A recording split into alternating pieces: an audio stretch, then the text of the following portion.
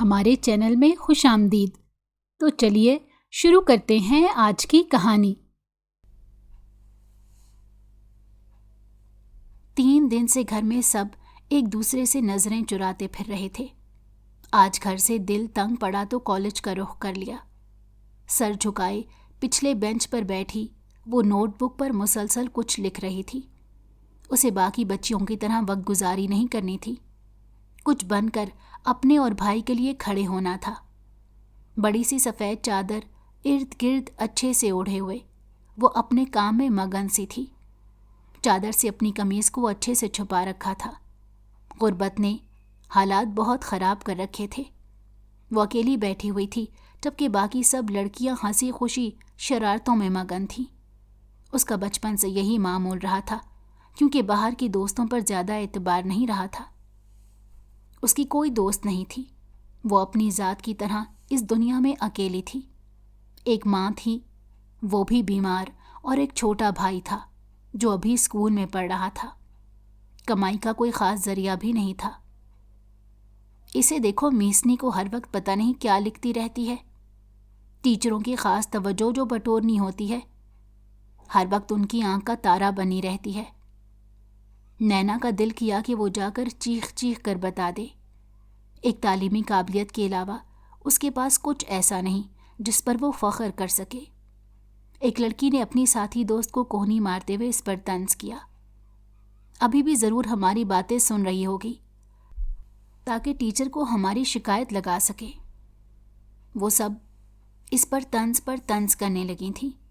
وہ بنا ان پر دھیان دیے اپنے کام میں مگن رہی کہ لوگوں کا کام ہے باتیں بنانا، انہیں ان کا کام کرنے دینا چاہیے۔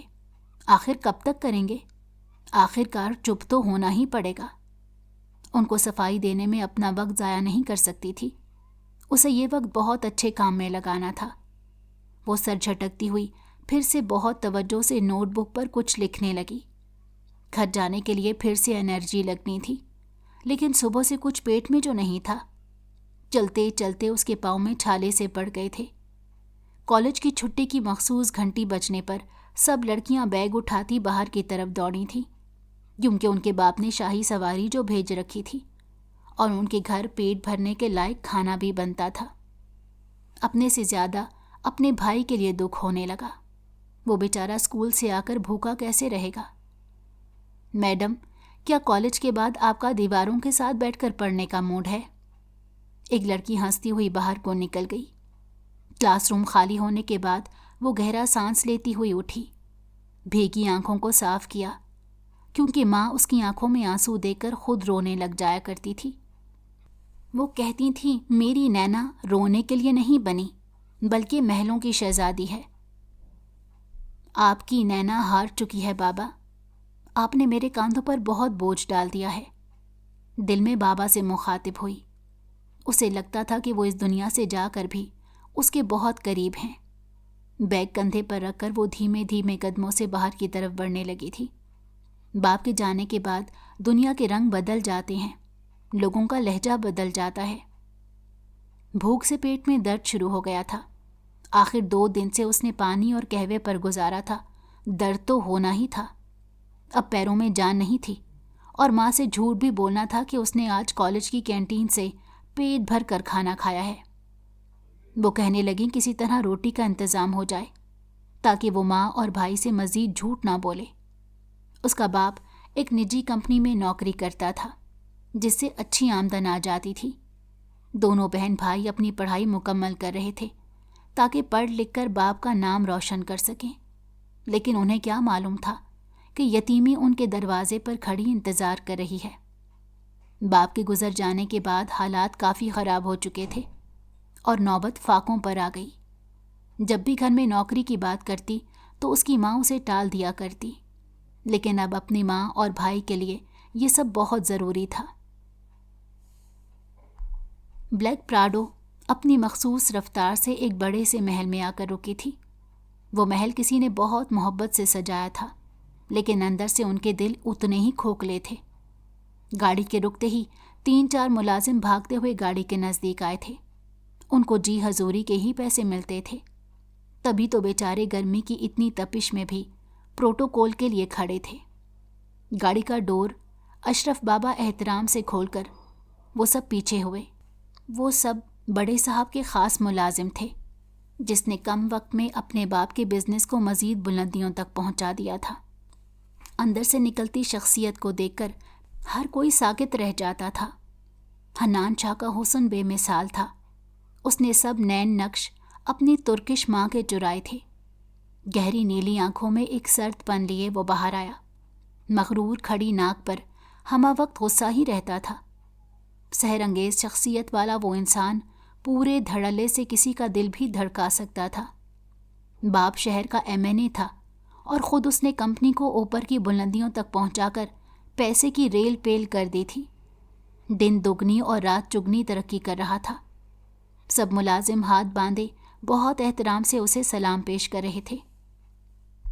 معلوم نہیں میڈیا کو میرے آنے کا پتہ کیسے لگ جاتا ہے۔ وہ کوفت میں مبتلا ہوا۔ وہ جھنجھلا کر سر ہلاتا بڑے سے دروازے کے سامنے رکا۔ اسے میڈیا اور غریب لوگوں سے ملنا بہت کوفت میں مبتلا کر دیتا تھا۔ وہ بہت بڑی ڈیل کر کے واپس اپنے وطن کو لوٹا تھا، لیکن نہ جانے کس نے اس کے آنے کی خبر میڈیا تک پہنچا دی۔ اپنے باپ کو کہا بھی تھا کہ سیاست سے دور رہے، کیونکہ یہ غریب اپنے حالات خود بدلنا نہیں چاہتے۔ تبھی تو میڈیا کے خبری بندے دروازے کے باہر کھڑے تھے، کسی طرح زور زبردستی سے اندر آ جانا چاہتے تھے۔ ہمارے لال کا چہرہ کس نے لال کر دیا؟ وہ ہلکا سا مسکرایا، اپنے باپ کے سامنے ماتھے کے بل غائب کیے، کیونکہ باہر کے لوگوں کے لیے وہ اپنی زندگی خراب نہیں کر سکتے تھے۔ ویسے بھی یہ چھوٹے موٹے کیڑے مکوڑے ان کے لیے کیا اہمیت رکھتے تھے؟ یہ صاحب کتنے خوبصورت ہیں، جن کی قسمت کھلے گی وہ بہت لکی ہوگی۔ اس کے گالوں پر پڑتے گڑھے کسی کو بھی گھائل کر سکتے تھے۔ میں نے آپ کو کہا تھا سیاست کا پیچھا اب چھوڑ دیں۔ کیوں ہر جگہ آپ کی عوام میرے پیچھے لگ جاتی ہے؟ اس کا زیادہ تر وقت ملک سے باہر ہی گزرا تھا، اسی لیے یہاں کی محبت اس کے دل میں پیدا نہیں ہو سکی۔ اپنے باپ کے گلے وہ کسی بچے کی طرح لگا تھا۔ اپنی ماں کی علیحدگی کے بعد ماں اور باپ دونوں کا بزنس اس کے کندھوں پر آ گیا۔ تبھی تو اللہ نے نخرہ بھی رچ کر دیا تھا۔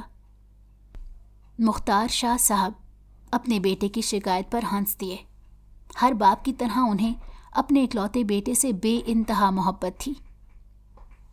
یہ ہماری اپنی عوام ہے، کبھی چھوٹے موٹے مسئلے آتے ہیں، لیکن میں میڈیا سے درخواست کروں گا میرے بچے کو تنگ نہ کریں۔ وہ آہستہ سے سر ہلا گیا۔ کسی چھوٹے بچے کی طرح وہ اسے قائل کر رہے تھے۔ وہ جتنا مغرور تھا، اس کے پیچھے بہت سے چہروں کی حسد اور نفرت موجود تھی۔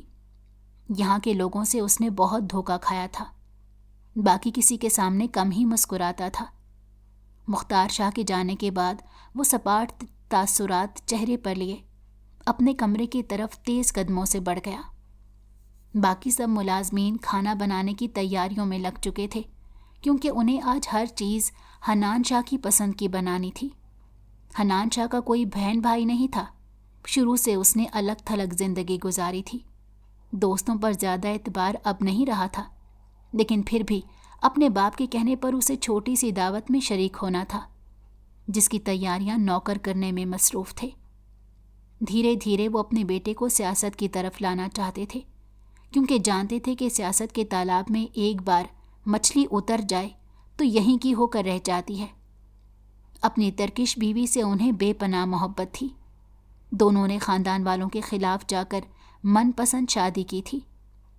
حنان کے آ جانے سے جیسے ان کی زندگی میں جنت سی لوٹ آئی۔ ان کے دل میں ہمیشہ سے خلش رہی کہ کاش وہ اپنی شادی شدہ زندگی کو بچا لیتے۔ کمرے میں آ کر وہ پھر سے سکون کی نیند سو چکا تھا۔ مختار شاہ آج بھی اپنی بیوی کے حصار سے نکل نہیں پائے تھے۔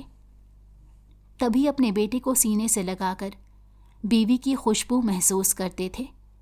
دونوں کے درمیان طلاق صرف اس وجہ سے ہوئی تھی کہ ان کی بیوی پاکستان میں رہنا نہیں چاہتی تھی۔ آپ کو مجھ سے کیا اتنی محبت بھی نہیں کہ آپ سیاست چھوڑ دیں؟ ان بچوں کے پیر میں جب میں جوتا نہیں دیکھتی تو دکھ ہوتا ہے۔ اس کے جواب دہ ہم ہوں گے۔ روز قیامت کس طرح ہم کھڑے ہو سکیں گے؟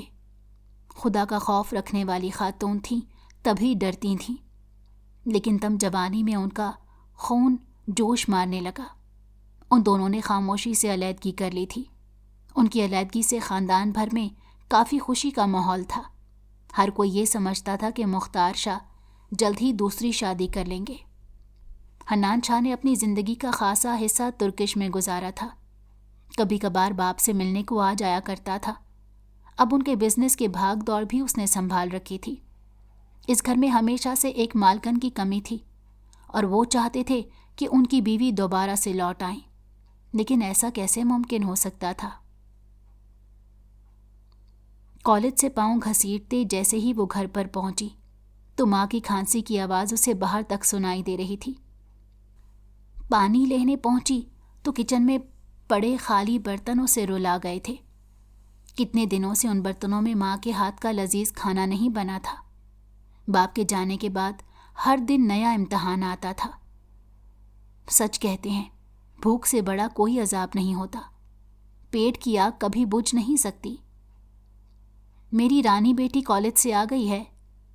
نینا بچے کہوا ہی بنا دو، اگر کہوے کا سامان ہے تو، ورنہ پانی ہلکا سا گرم کر دو۔ نہ جانے یہ کھانسی پیچھا کب چھوڑے گی۔ وہ آنسو جلدی سے صاف کرتی اندر سے آتی، ماں کی پکار پر بھاری قدموں سے کہوے کا سامان ٹٹولنے لگی، لیکن خالی پڑے جار اسے خون کے آنسو رلا گئے۔ کیا کہوے کی امید بھی ختم ہو چکی ہے، جس سے اس کی گلے کو کچھ آرام ملتا ہے۔ اللہ، ہمارا امتحان کب ختم ہوگا؟ کھانسی کی آواز پھر سے گونجنے لگی۔ اماں 5 منٹ انتظار کریں، میں بناتی ہوں، ہاتھ منہ دھو لوں۔ کچن سے ہی آواز لگاتی وہ سر پر پھر سے چادر اوڑھنے لگی۔ چھوٹے کے آنے سے پہلے کہیں سے بھی سامان لانا تھا، ورنہ وہ چھوٹا شیطان سچ بول کر ماں کو بھی اپنے ساتھ پریشان کر دیتا۔ وہ باہر کے خارجی دروازے کی طرف بڑھی۔ اللہ، تو ہی انتظام کر دے۔ دعا ہی کام آ سکتی تھی۔ کالی چادر کو اچھے سے اوڑھے وہ چچا کی دکان پر آئی۔ ان کا نینا کے باپ سے کافی پرانا یارانہ تھا۔ چچا اشرف تو اچھے تھے، لیکن ان کا بیٹا وہ ایک نمبر کا گھٹیا انسان تھا۔ لڑکیوں کے نمبر لے کر سارا دن بات کرتا رہتا، بے وجہ محلے کی لڑکیوں کو تاڑا کرتا تھا۔ باپ سارا دن بڑے صاحبوں کی جی حضوری میں لگا رہتا اور بیٹا ان کے پیسوں کو حرام کا سمجھ بیٹھا تھا۔ دکان میں چچا کی بجائے ان کے بیٹے کو دیکھ کر اس کے قدم بھاری ہو گئے تھے۔ دل میں مزید دعائیں پڑھ لیں کہ اللہ اس کی حفاظت کرے۔ یہاں سے واپس مڑنے کے لیے نہیں آئی تھی، پھر بھی قدم گھسیٹتی ہوئی وہ دکان کے دروازے کے پاس آئی۔ منہ میں چھالیا، ہاتھوں میں بینڈ اور ایسی کوئی تیز خوشبو تھی کہ کسی گلی کا غنڈا لگ رہا تھا۔ وہ کسی گاہک کو سودا پکڑاتا اسے دیکھ کر خباثت سے مسکرایا۔ اس چپ چاپ سی گڑیا کا شکار تو ابھی باقی تھا۔ ساری عمر باپ نے بڑا گھر کی 4 دیواری میں سنبھال کر رکھا تھا۔ کس کام سے آنا ہوا ہے نینا جی؟ اس کے لہجے کی لچک پر وہ لرزی تھی۔ دل تیزی سے دھک دھک کرنے لگا۔ پھر چچی کا خیال کرتی ہوئی وہ اندر آئی کہ کسی بھی ہنگامی صورتحال میں وہ چیخ کر چچی کو بلا لے گی۔ بھائی، مجھے قہوے کا سامان دے دیں۔ کبھی چاول بھی چاہیے تھے، میں کل یا پرسوں آپ کو پیسے لوٹا دوں گی۔ پیٹ سے آتی آوازوں سے اسے اس لوفر انسان کے سامنے اچھا خاصا شرمندہ کروا دیا تھا۔ سر جھکائے وہ نرم لہجے میں بولی۔ وہ کمین کی مسکراہٹ اس کے سراپے کو دیکھتا ہنسا۔ وہ لڑکی حد سے زیادہ کمزور تھی۔ باپ کے گزرنے کے بعد ماں بھی بستر پر تھی۔ آمسی شکل، بکھرے بال جو چادر سے آدھے باہر نکلے ہوئے تھے۔ اگر کچھ بھی ہو جاتا تو نینا کو بچانے والا کوئی نہیں تھا۔ کس نے اس کی آ کر خبر لینی تھی؟ باپ بھی آج مالک کی پارٹی میں تھا۔ مل جائے گا، لیکن میری ایک شرط ہے۔ اسے نزدیک آتا وہ ذرا روب سے بولا کہ شاید وہ اس کی باتوں میں آ جاتی۔ وہ بھی ماں کے قہوے کی خاطر کھڑی رہی تھی۔ آنکھیں میچے وہ ضبط کے گھونٹ بھرتی اس کے اگلے جملے کا انتظار کرنے لگی۔ خود کے جسم کو بیچ کر ماں کا پیٹ بھر جائے اور بھائی کی اسکول کی فیس بھی ادا ہو جائے گی۔ تمہیں مجھ سے تھوڑا سا فری ہونا پڑے گا، اور میرے باپ کو بتانے کی کوشش بھی کی तो पूरे मोहल्ले में बदनाम कर दूंगा। ज़्यादा नहीं, बस थोड़ा सा मेरी बनो। हिम्मत ऐसे पैदा हुई कि हाथ बढ़ाकर उसकी चादर को छूने लगा। वो उसके हाथ की पुश्त पर उंगलियां फेरता कमीनगी से बोला। फिर से हदें पार करने लगा था। नैना का दिल लर्जा गया। दिल किया यहीं ज़मीन फटे और वो समा जाए। वो खौफ से पीछे हटती हुई जाने ही लगी थी। उसके अंदर मजीद सहने की हिम्मत नहीं थी। जब सामने से चचा को आते देखकर वो रुकी। वो लड़का भी घबरा गया था। चचा अपने बेटे की हरकतों से बड़ी अच्छी तरह से वाकिफ थे। फिर बेचारी के चेहरे के रंग ढंग ही उन जैसे तजर्बेकार इंसान को समझाने को बहुत थे। वो बौखलाकर जल्दी से काउंटर के पीछे हुआ और दिल में एक गाली खुद को निकाली कि इस लड़की की किस्मत पर उसे अफसोस था। क्या बात है बेटा, कुछ चाहिए था? चचा ने उसकी सुर्ख आंखों को देखकर तशवीश से पूछा। अपने जिगरी दोस्त की मौत का फिर से दिल में अफसोस हुआ। चचा, कहवे का सामान चाहिए था, अम्मा को बनाकर देना है क्योंकि उनकी खांसी को ऐसे आराम नहीं आ रहा। उसके लरसते लहजे पर चचा ने अफसोस से उस 20 साल की लड़की को देखा, उसके सर पर हाथ रखा, फिर अपने बेटे को तुंदही से घूरा, जैसे खबरदार करना चाह रहे हों। चची को उनकी रहमदिली एक आंख नहीं भाती थी, क्योंकि उनके बकौल ये गरीब लोग उनके ठेके में नहीं हैं। वो बाप की नज़रों से बौखलाते हुए हिसाब किताब की कॉपी लेकर बैठ गया, जैसे बहुत हिसाब आता हो। आज साहब के घर बड़ी पार्टी थी, लेकिन एमएनए के बेटे का मोट ना हुआ तो कैंसिल कर दी। बहुत सारा खाना ज़ाया होना था, इसीलिए अच्छा खासा सामान ले आया। तुम भी रुको बेटा, मैं दे देता हूँ। उसके सर पर हाथ रखकर वो कहवे का सामान चॉपर में डालने लगे। साथ ही 2 बड़े खुशबूदार खाने के शॉपर भी बांध दिए और आखिर में डब्बे से बिस्किट भी उसे पकड़ा दिया कि खुद तो सफ़ेद पोश घराने की बच्ची है, शर्म से कुछ नहीं मांगना था। चचा, मुझे कहवे का सामान चाहिए, बिस्किट तो मैंने नहीं मांगे, और खाने के लिए भी बहुत शुक्रिया। वो धीमे लहजे में बोलती अशरफ साहब को बड़ी प्यारी लगी। अगर उनका बेटा किसी काम का होता तो इसे अपने घर की बहू बना कर ले आते। बेटा, यह मैं अपनी बेटी को खाने के लिए दे रहा हूँ और इसके पैसे मैं नहीं लिखूंगा, तुम खा लेना। वैसे भी अपने बाप के साथ भी तो छोटे होते आया करती थी। चचा ने उसके चेहरे पर भूख के साए देख लिए थे, जानते थे कि वो लेने से हिचकिचा रही है। और दुकान पर मेरी मौजूदगी में आया करो, अगर मैं यहाँ ना हूँ तो चच्ची के पास चली जाना। उनकी एहतियात पर आंखें सी भीग गई थीं। चचा, मुझे आपसे कुछ बात करनी है। दरअसल घर के हालात बेहतर नहीं हैं, मुझे नौकरी की अशद ज़रूरत है। अगर तुम अपने साहब से कहकर किसी नौकरी का इंतज़ाम करा दो तो एहसान होगा। पहली बार किसी के आगे झोली फैला रही थी। बेटा, तुम तो पढ़ने में कितनी अच्छी हो, फिर मैं हूं ना, जितना सौदा चाहिए ले जाना। इतनी सी उम्र में नौकरी की जलालत भला कैसे बर्दाश्त करेगी? चचा, मुझे आपका बड़ा सहारा है, लेकिन आपके ऊपर भी जिम्मेदारियां हैं, मुझे मेरा बोझ उठाने दे। वो धीमे से बोली तो किसी मसलहत के तहत सर हिला दिया। मालिक से खुद बात करेंगे कि काम के बजाय स्कॉलरशिप के नाम पर अगर कुछ रकम दे दी जाए तो बच्ची का माहाना गुजारा हो जाएगा, पढ़ाई भी नहीं रुकेगी। नैना पुरसकून सी होती गली में आते ही उसने वो बिस्किट का पैकेट खोला। माँ भाई का ख्याल मुंह की तरफ बढ़ाया तो बिस्किट वहीं साकित रह गया। पहले गरम खाना उन दोनों के पेट में जाएगा, तभी वो कुछ खा सकेगी। अम्मी और भाई की भूख का एहसास उसे आंखें मींचने पर मजबूर कर गया था। लब सख्ती से भेंचे वो बिस्किट पैकेट में डालकर घर में आ गई। तेजी से कदमों में जान लाई। चूल्हे पर पानी रखकर वो कहवा तैयार करने लगी थी। माँ को जाकर कुछ हौसला देकर आई कि थोड़ी ही देर में कहवे के साथ खाने का सामान भी आने लगा है, क्योंकि चचा उसे घर में ही अपने साहब की दावत का अच्छा खासा सामान दे गए हैं। वो 3 कप कहवा बनाकर 7 प्लेट में खाना भी डालकर ले आई थी। बिस्किट को आटे के डब्बे में रख दिया था कि किसी मुश्किल वक्त में काम आ जाएंगे। ये खाना तो बमुश्किल रात तक चलना था, कल दोपहर के खाने का जुगाड़ भी हो जाता। मेरी बच्ची, اپنی ماں کو معاف کر دینا۔ پہلے تو آتے ساتھ کھانے کا شور مچایا کرتی تھی، اب دیکھ کیسے بھوکے پیٹ ہمارے لیے انتظام کر رہی ہے۔ ماں کی آنکھوں سے آنسو رواں ہو گئے تھے۔ اپنی بیٹی کی یہ حالت ان سے دیکھی نہیں جاتی تھی۔ میں آپ کی بیٹی نہیں، آپ کا بیٹا ہوں۔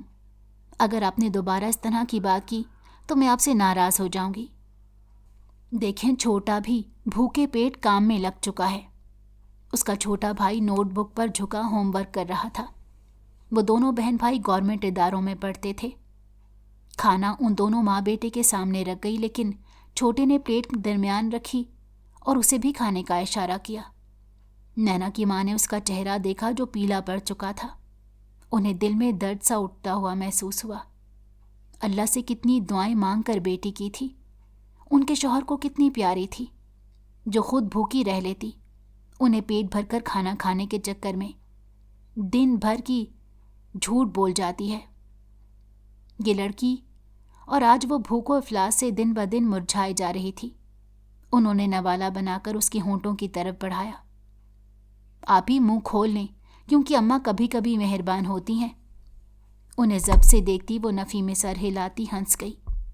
منہ کھول کر نوالا حلق میں لیا تو پیٹ کو سکون ملا۔ بے ساختہ خدا کا شکر ادا کیا۔ وہ آرام سے دونوں بچوں کو کھانا کھلانے لگی۔ اس دوران خود کے منہ میں ایک نوالا بھی نہیں ڈالا تھا۔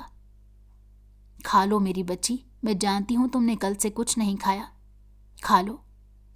آپ نے بھی تو قہوے پر گزارا کیا ہے، چلیں خود بھی نوالا کھائیں، ابھی کھانا پڑے گا۔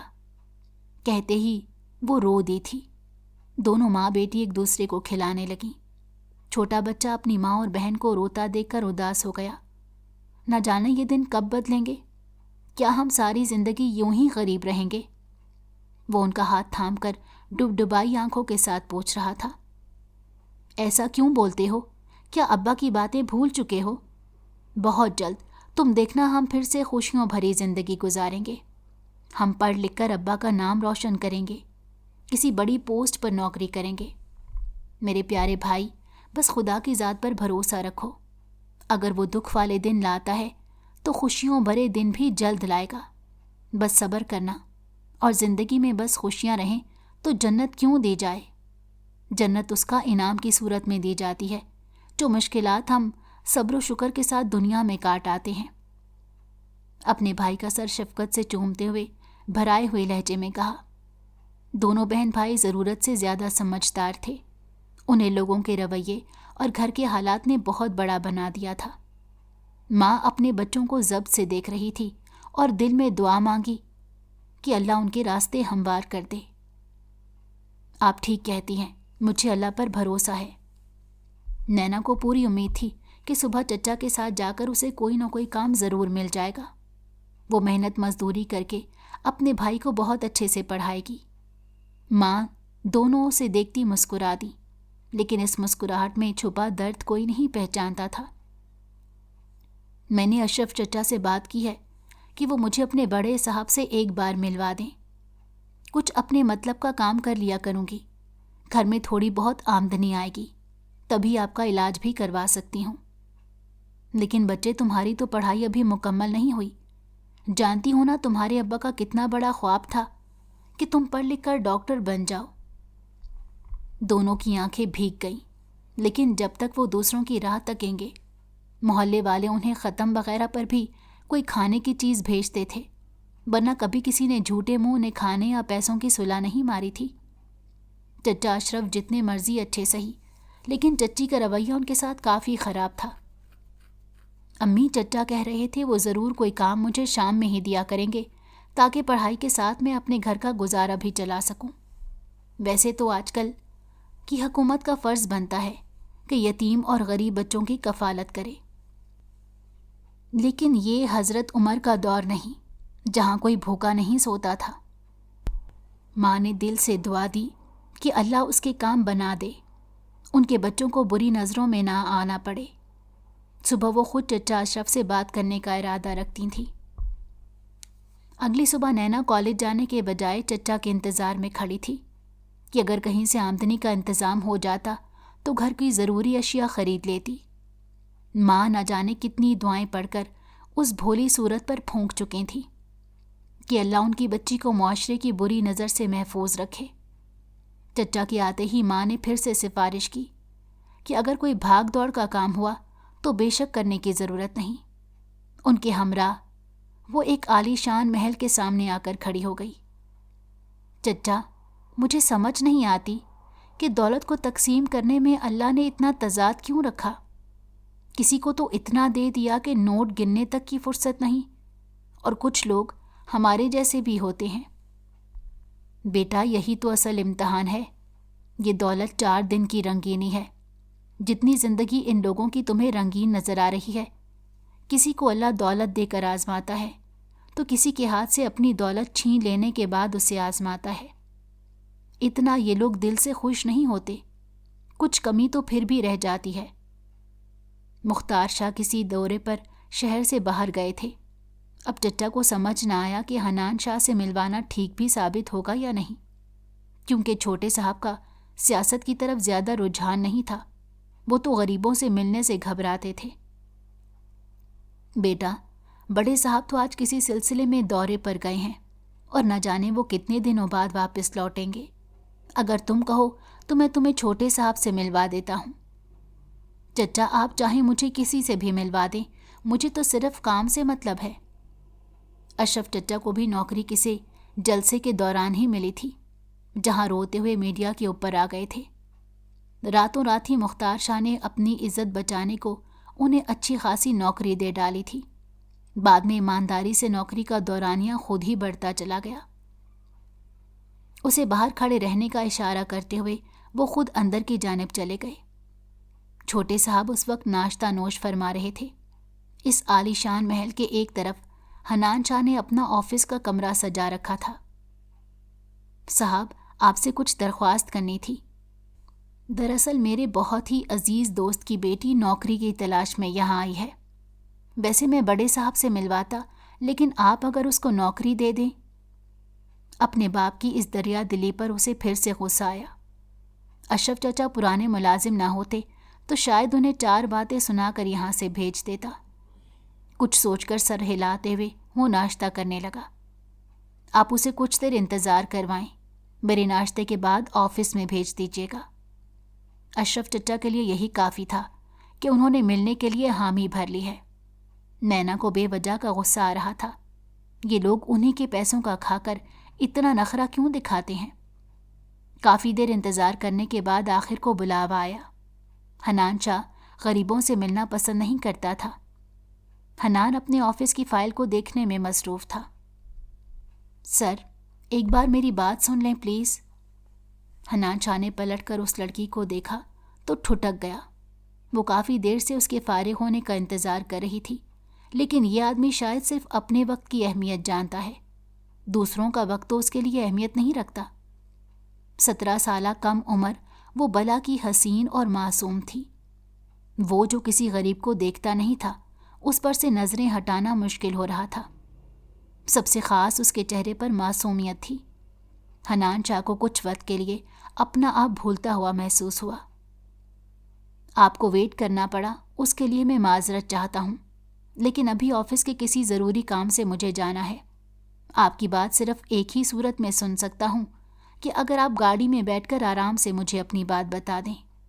گھر کے نزدیک کسی اسٹاپ پر ڈرائیور کو کہوں گا آپ کو چھوڑ دے۔ اسے خود پر حیرانی ہو رہی تھی کہ اتنی لمبی بات تو وہ کبھی بھی کسی سے نہیں کرتا تھا۔ زندگی میں پہلی بار شاید اس نے کسی سے معذرت کی ہوگی۔ نینا کے پاس اس کے سوا کوئی بھی راستہ نہیں تھا، تبھی جلدی سے اس کے پیچھے بھاگنے لگی، کیونکہ وہ شخص اتنی تیزی سے چل رہا تھا۔ جی بتائیں، آپ کو کس سلسلے میں مجھ سے ملنا تھا؟ اپنے باپ کے چلے جانے کے بعد اب گھر کی کفالت میرے کندھوں پر آ گئی ہے، اور میں کما کر اپنے گھر والوں کی ضروریات کو پورا کرنا چاہتی ہوں۔ پڑھائی لکھائی میں ہمیشہ سے اول نمبر پر آتی رہی۔ اگر مجھے آفس میں کسی پوسٹ پر رکھ لیں گے تو میں شاید آپ کے کسی کام آ سکوں۔ اس کی بات پر حنان شاہ کا دل کیا کہ وہ کہا لگا دے، بھلا اتنی چھوٹی سی کم عمر لڑکی اس کی آفس کے کس کام آ سکتی ہے؟ آپ کی تو پڑھائی مجھے میٹرک سے زیادہ کی نہیں لگتی۔ بھلا میں آپ کو وہاں کس کام کے سلسلے میں رکھوں گا؟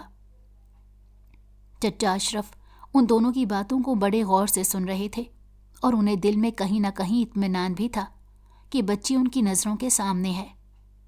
میں کوئی بھی کام کرنے کو تیار ہو جاؤں گی۔ حنان شاہ کی نظریں بس اس کے چہرے کے گرد تھیں۔ ٹھیک ہے، کالج کے بعد آپ میرے لیے پرسنل سیکرٹری کا کام کریں گی۔ روز آپ کو ڈرائیور گھر سے پک اینڈ ڈراپ دے دے گا۔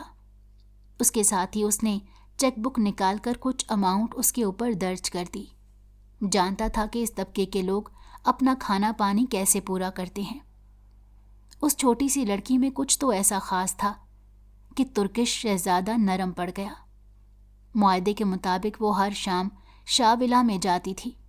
اس کی والدہ پہلے تو کافی پریشان تھی، لیکن دھیرے دھیرے ان کا دل پرسکون ہونے لگا، کیونکہ نینا نے انہیں بتایا تھا کہ حنان شاہ بالکل بھی باقی مردوں جیسا نہیں ہے۔ وہ عورت کو عزت دینا اچھے سے جانتا تھا۔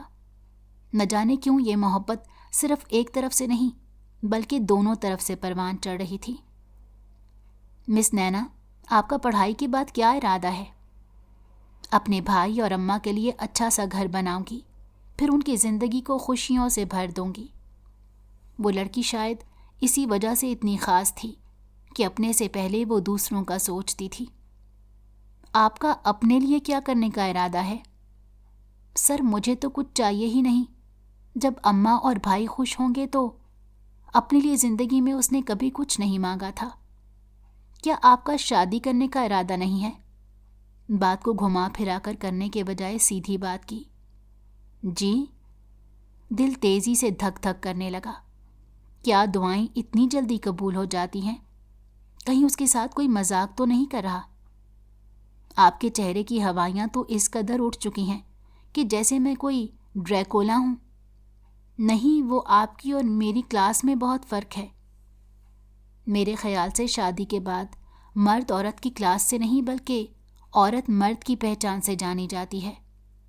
وہ بڑے تفصیلی انداز میں آج اس کا معائنہ کر رہا تھا۔ چھوٹی سی لڑکی کے بات کرنے کے انداز سے لگتا تھا کہ تجربے میں کافی ماہر ہے۔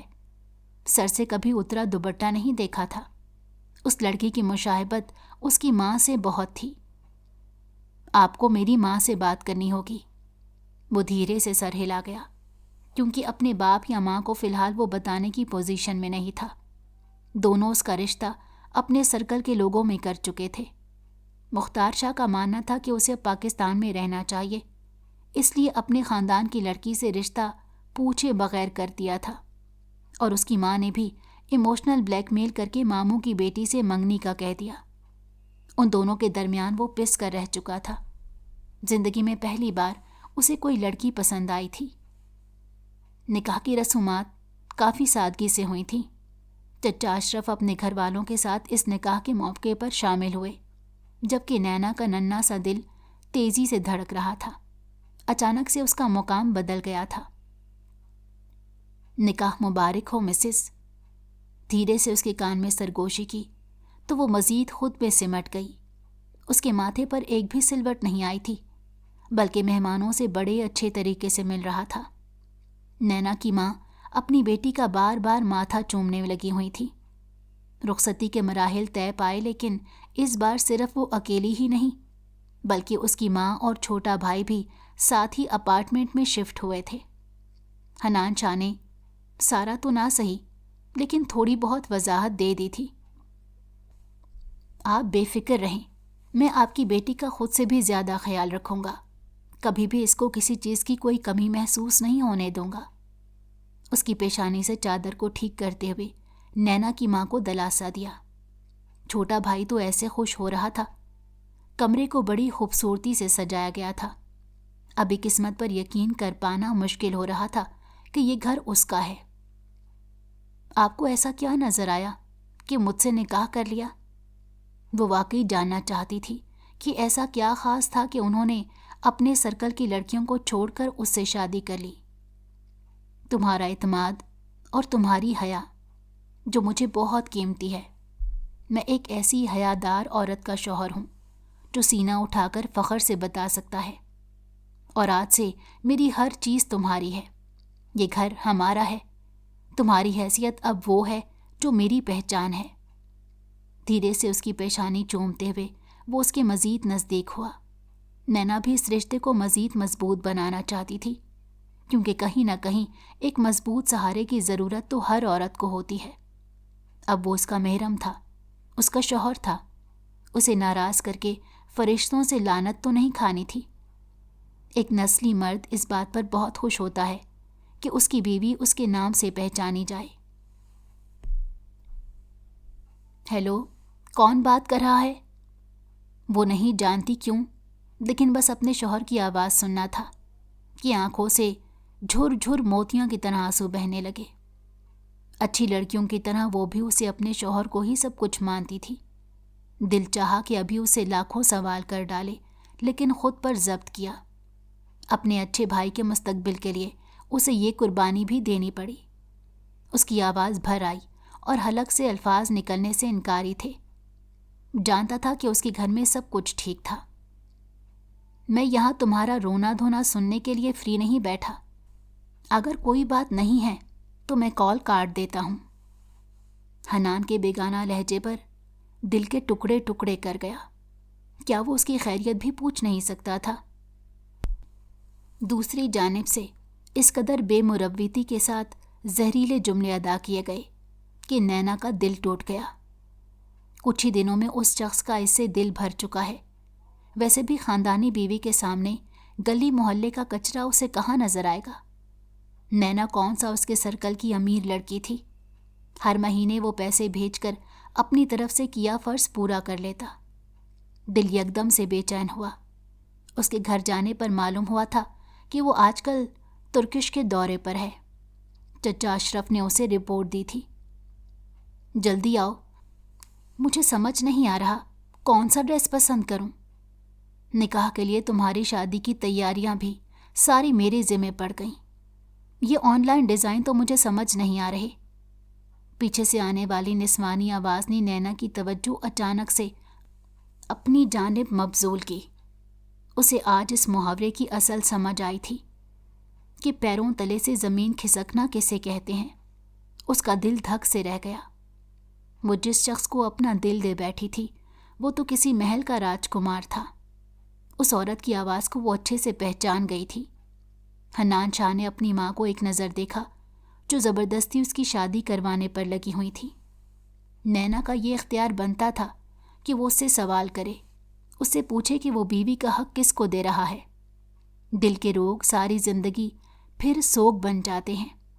وہ کیسے قبول کرے گی کہ اس کے من پسند شوہر کی کوئی دوسری بیوی آ رہی ہے؟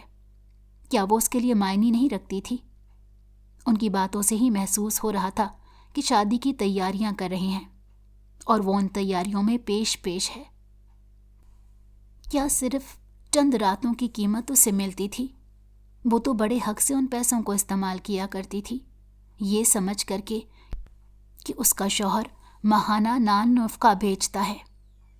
جلدی بولو، کیا کام ہے؟ وہ جو سننا چاہ رہا تھا یہ لڑکی بولنے کا نام نہیں لے رہی تھی، اسی لیے غصہ آنے لگا۔ وہی سخت میری، وہی بے مروتی، وہی مغرور سا لہجہ، وہی بے نیازی۔ بغیر کچھ کہے کال کاٹ دی۔ وہ کیسے نہ روتی، کیسے نہ تڑپتی۔ کیا ہوا؟ کس کا فون تھا؟ وہ بتاتے بتاتے رک سا گیا، کیونکہ اپنی ماں کو اچانک شادی کا بتا کر دکھی نہیں کر سکتا تھا۔ نینا سرمئی آنکھوں والی لڑکی نے اپنے آنسوؤں کو ہاتھوں کی پشت سے رگڑتے، اب مجھے یہاں مزید نہیں رہنا، میں اپنی ماں اور اپنے چھوٹے کا انتظام خود سے کر لوں گی۔ بھلا کوئی بھی نوکری کرنی پڑی، لیکن اس شخص کے دروازے پر دوبارہ نہیں جاؤں گی۔ یہ کرائے کا گھر تو خالی ہو سکتا تھا، یہاں سے وہ بھاگ جانا چاہتی تھی، اس لیے نہیں کہ وہ شخص آ کر اسے ڈھونڈ نکالے گا۔